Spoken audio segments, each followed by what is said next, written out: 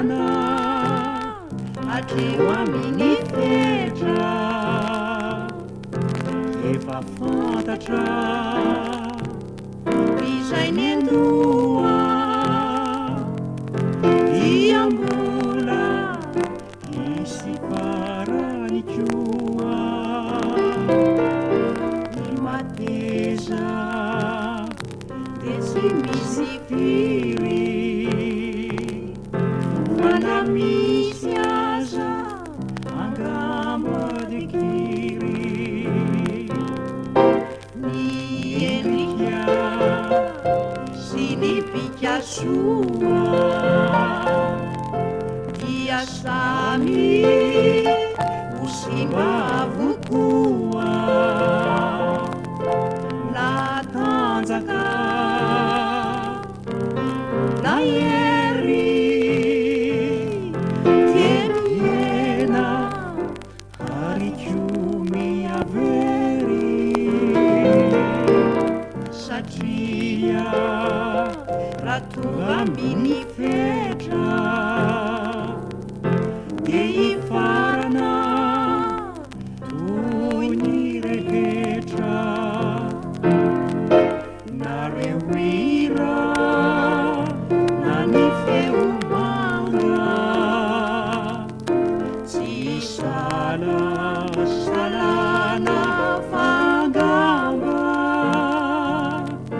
rehefa lany ny tsirony mamy eo adino iray androany embonembola sisa nampitsetra isolo hafa toy ny rehetra na rano mandeha enony ny revo ninkiazo mamony ny vorona nikalokalo tsy toetra fa samy andalo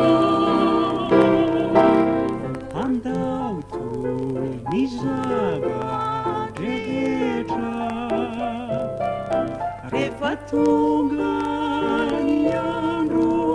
vo fetra lay fitiavana mamiaky izany no every na fatsy olany tamin'ny andro ny vola tantery dia hifarana sy kelikely satria